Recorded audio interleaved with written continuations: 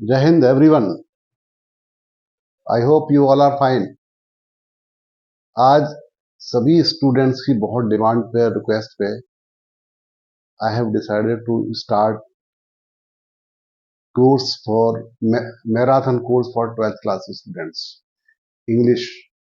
इसमें हमने स्टार्ट करना है क्लास 12th का फ्लैमिंगो, जो आपका बुक है लिटरेचर का, उसमें से प्रोज लेसन 1 से स्टार्ट करेंगे। तो system by system will go through it and slowly हम इसको पूरा करेंगे। इसको लेसन्स को सबको पूरा करके आगे बढ़ेंगे। तो फर्स्ट लेसन है, फर्स्ट चैप्टर रोज का, और फ्लेमिंगो बुक से है, जिसका नाम है द लास्ट लेसन। इतना अजीब बात है, नाम है लेसन 1 और लेसन का नाम the last lesson.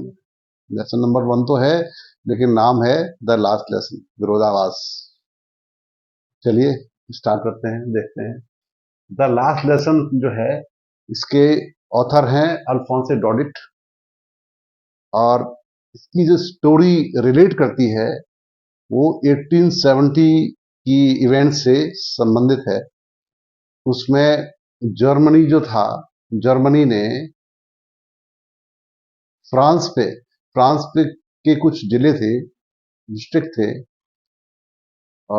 Lauren and Alsace, वहां पर अटैक किया।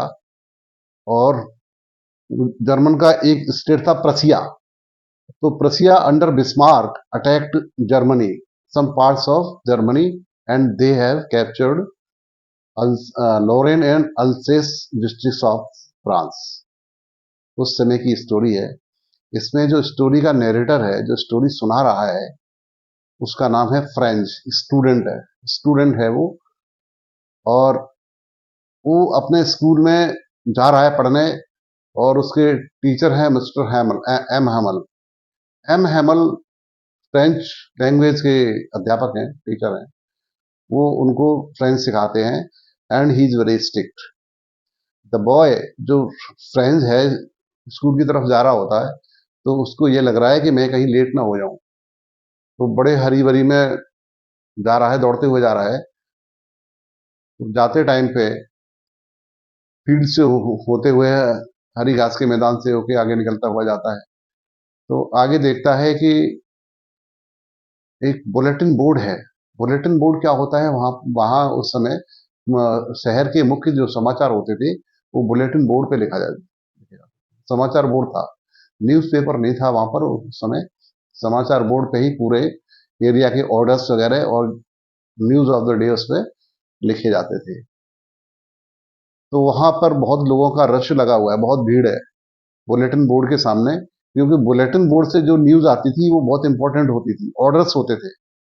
वहां का जो ऑफिसर था, कमांडिंग ऑफिसर होता था आर्मी का उस एरिया का, उसके ऑर्डर्स होते थे उनके लिए, वहां के लोकल लोगों के लिए। और वो ऑर्डर्स स्ट्रिक्ट भी होते थे बहुत, और क्या इंपॉर्टेंट ऑर्डर्स है वो सबको फॉलो करने पड़ते थे। बिकॉज अब यहाँ पर इन एरिया में, जिलों में, अल्सेस और लॉरेन डिस्ट्रिक्ट्स में फ्रेंच फोर्सेस का कब्जा हो गया था।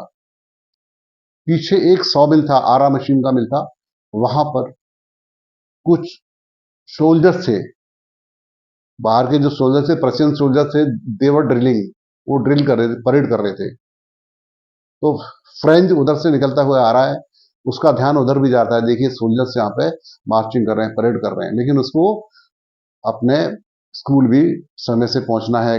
अगर नहीं पहुंचेगा तो मिस्टर एम हैमल हैं, उसके जो अध्यापक हैं, टीचर हैं, ही विल स्कॉल्ड हिम, डांटेंगे, क्योंकि सभी बच्चे आगे होंगे।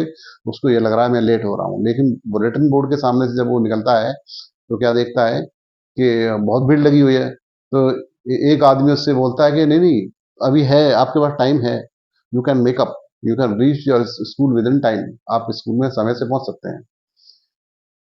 तो हरी भरी में ये जाता है, भाग के जाता है।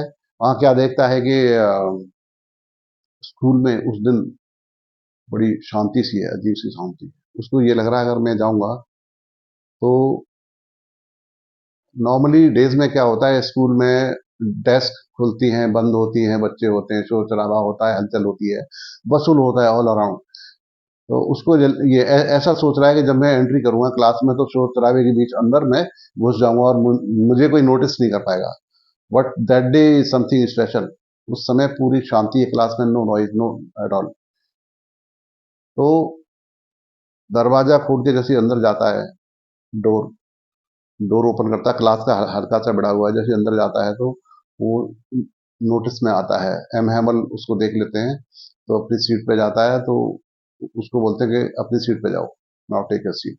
यहाँ उसको चेंजेस देखने को ये मिलता है कि आज स्कूल में शांति है, सभी शांत हैं, सभी सीरियस हैं, शोर शराबा नाम की कोई चीज नहीं है, और बच्चे भी शांत हैं, और मिस्टर एम हैमल हैं वो बहुत सीरियस हैं, और वो रूल उनके हाथ में जो रूल है, छोटा है, जो स्केल है वो हाथ में लेके और घूम रहे हैं, बगल में दबा के उसको अप एंड डाउन है।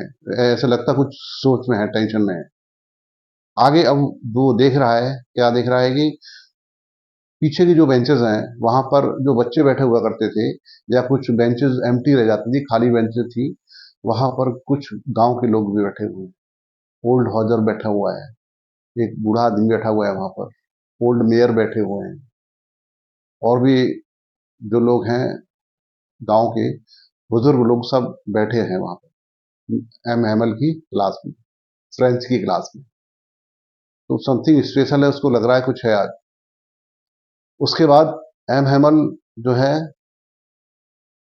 अपना लेसन स्टार्ट कर रहे होते हैं, बता रहे होते हैं। तो वहां वो ये कहते हैं कि देखो आज हमारा लास्ट लेसन है, ये फ्रेंच का हमारा लास्ट लेसन है। और सबको मालूम है, तो गांव वाले हैं और जो स्टूडेंट्स हैं, और जो स्पेशली जो फ्रेंच है, जो कभी उसने फ्रेंच सीखने में इंटरेस्ट नहीं दिखाया था, उसको डर लगता था ग्रामर के रूल्स सीखने से, और जो पार्टिसिपेंट्स के रूल्स थे वो उसको आते नहीं थे। उसको ये डर लगता था कि आज मुझे डांट पड़ेगी, आज एम हैमल सर मुझे पूछेंगे और मैं बता नहीं पाऊंगा। तो दिस वाज द कंडीशन। लेकिन आज माहौल बदला हुआ था, तो उन्होंने इसको बोला, फ्रेंच को बोला कि you just reside the language. Reside करने के लिए इसको बोला, तो इसको तो आता नहीं था। फिर उन्होंने बोला कोई बात नहीं है, अगर रिसाइड करना नहीं आता है तो आगे फिर उन्होंने और जो चीजें थी रूल सिखाए,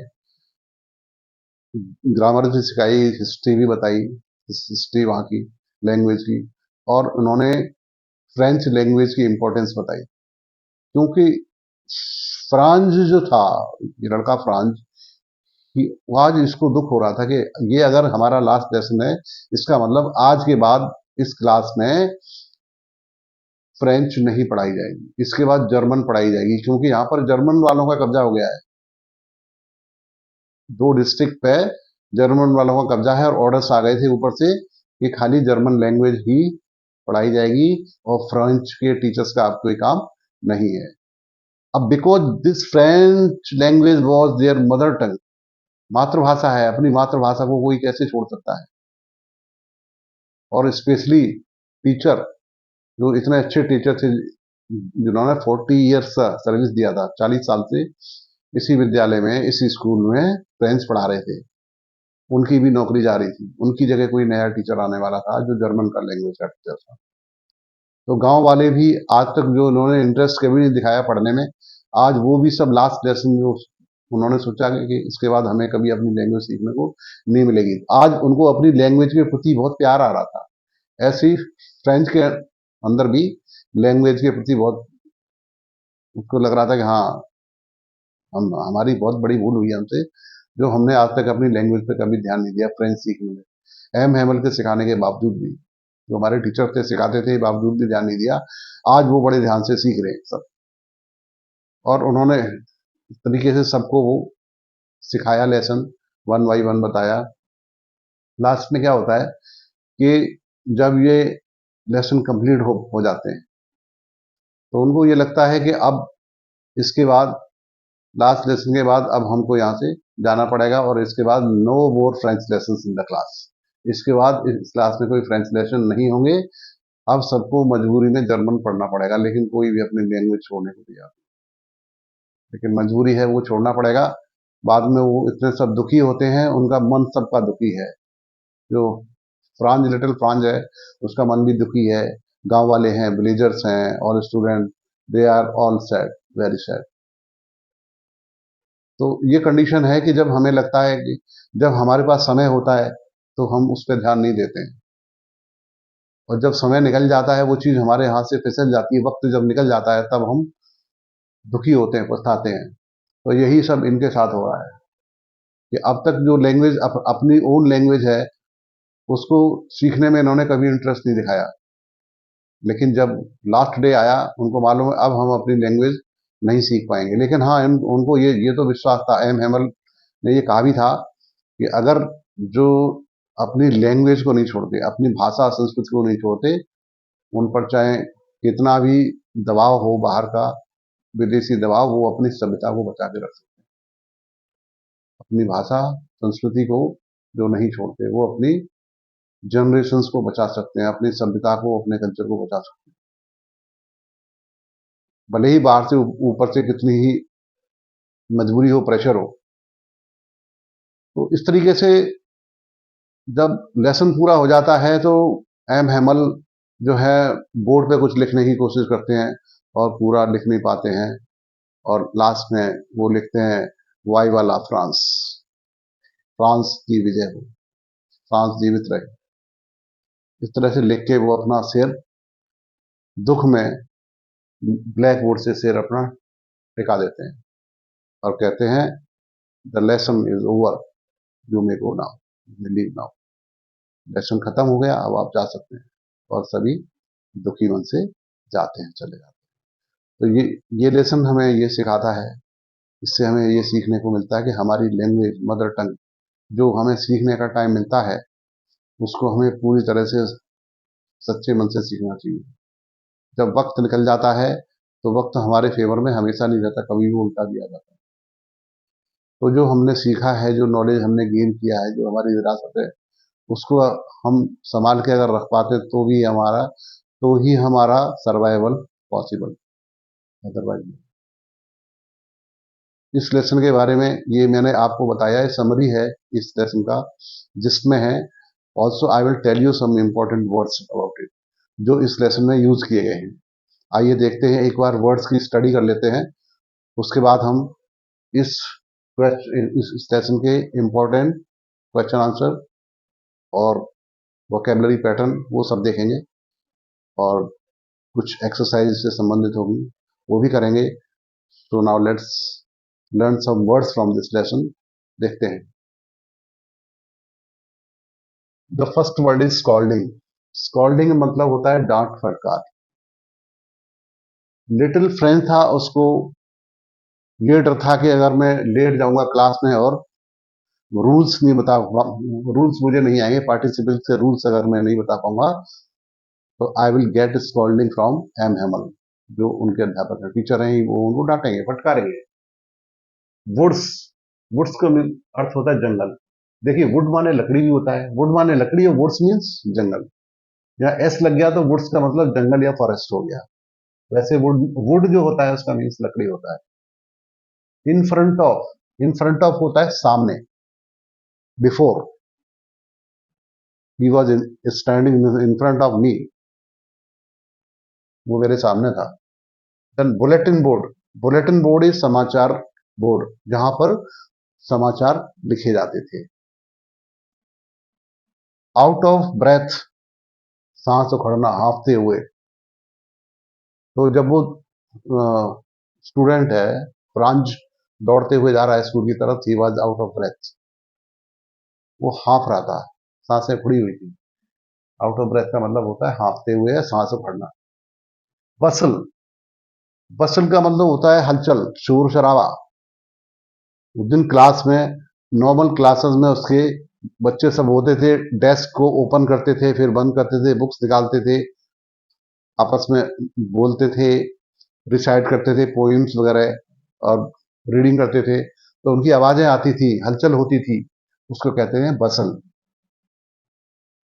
यूनिसन, यूनिसन एक स्वर में।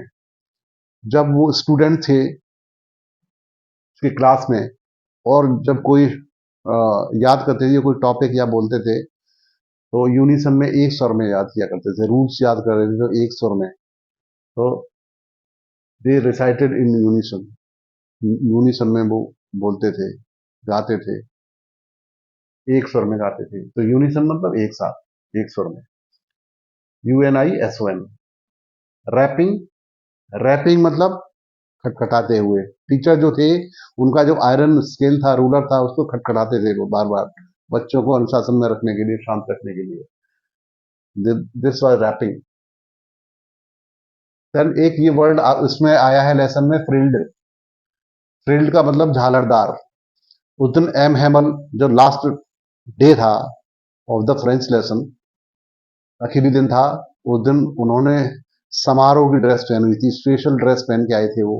और उनकी जो शर्ट थी कॉलरदार थी, वो कॉलर पे झालरदार शर्ट आए थे पहन के, स्पेशल शर्ट पहन के आए थे, तो उसको बोलते हैं फ्रिल्ड, झालरदार। ठीक है। माउंटेड, माउंटेड का मीन्स होता है बैठ गया। माउंटेड मीन्स बैठ गए या बैठ गया। रिसाइट, रिसाइट माने बोल बोल के गाना या सुनाना, सुनाना या बोलना, गाना, recite. For example, we are reciting the poem, हम पोम गा रहे हैं। We are reciting the poem. Put off, put off का मतलब होता है रोक देना, स्थगित कर देना, विराम लगा देना, उसको रोक देना, पुट ऑफ। नेक्स्ट वर्ड है प्रिटेंड, जो है नहीं उसको शो करना, नाटक करना, अभिनय करना, बहाना करना। इसका अर्थ होता है प्रिटेंड माने बहाना करना या अभिनय करना, नाटक करना। नेक्स्ट वर्ड है पेशेंस, PATIENCE। पेशेंस मतलब धैर्य, धैर्य रखिए, है पेशेंस, धैर्य रखिए। Anxious, anxious, ANXIOUS, anxious mean चिंतित, वरीड। देन नेक्स्ट वर्ड है क्वाइट, शांत, QUIET, इसका मतलब शांत होता है। ये आपने वर्ड्स मीनिंग भी सीखे, आपने लेसन का समरी भी आपने समझ लिया। अब हम आगे चलते हैं। So we will learn question and answers and the related exercise of the topic. Okay, आइए चलते हैं। वेल, जैसा अभी हमने देखा, we have learned some important words of this lesson, and we have also learned the summary of this lesson, the last lesson. Now we are going towards the question and answer of the question of the lesson. तो आज हम देखते हैं कि इससे क्या important question और answers हैं, वो हम समझ लेते हैं एक बार, so that आप वो और आसानी हो जाएगी। You will have a better understanding of the lesson. See the question number 1. Here he is asking, what was Franz expected to be prepared with for school that day? Franz को उस दिन school के लिए क्या prepare करना था? उस दिन स्कूल में जब वो आ रहा था तो फ्रेंड्स को क्या प्रिपेयर करके आना था, ये क्वेश्चन है। तो जो हमने लेसन में देखा, सीखा, तो हमें इससे ये पता पड़ा कि उस लेसन में जिस दिन वो जा रहा था, उसके टीचर एम हैमल उसको पार्टिसिपल्स पे क्वेश्चन पूछने वाले थे, रूल्स ऑफ पार्टिसिपल्स। तो ये है, देखते हैं एक बार, समझते हैं इसका आंसर क्या है। That day friends was expected to be prepared participles with participles because M. Hamel had said that he would question them on participles. French did not know anything about participles. That day मतलब उस दिन French was expected, उससे ये आशा की जाती थी, to be prepared, कि उसके लिए प्रिपेयर होके आए, तैयारी होनी चाहिए उसकी, किसके लिए? पार्टिसिपेंट्स के लिए, रूल्स ऑफ पार्टिसिपेंट्स, वो उसके लिए उसको रेडी होके आना था, उसके लिए सीख के आना था। बिकॉज बिकॉज मैंने, क्योंकि M Hamel had said, M Hamel ने कहा था, कह चुके थे पहले ही, that he would question then, कि उनको वो सवाल पूछेंगे, क्वेश्चन पूछेंगे बच्चों से, सबसे। देम मतलब सभी बच्चों से, स्टूडेंट से पूछेंगे क्वेश्चंस ऑन पार्टिसिपल्स। किसके बारे में क्वेश्चन पूछेंगे? पार्टिसिपल्स के बारे में क्वेश्चंस पूछे जाएंगे। ये उनके टीचर एम हेवन ने पहले ही बता दिया था, इसलिए French was expected to be prepare with participles.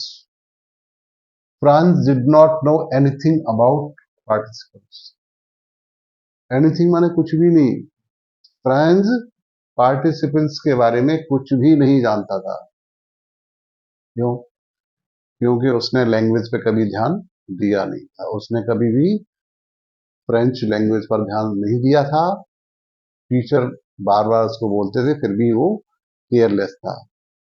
उसका मन खेल में ज्यादा लगता था, उसका अटेंशन नहीं था सीखने के लिए। He did not pay full attention towards learning French language and the grammar rules. इसलिए जब उसको आना था क्लास में, तो उसको क्या आना था? अपने रूल्स याद करके, पार्टिसिपेंट के रूल्स को याद करके आना था, और वही पूरी क्लास से पूछे जाने वाले थे। On the rules of the participant सभी क्वेश्चन पूछे जाने थे।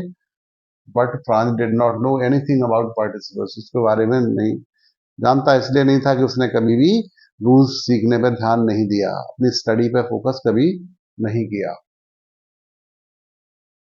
Now we take on to second question.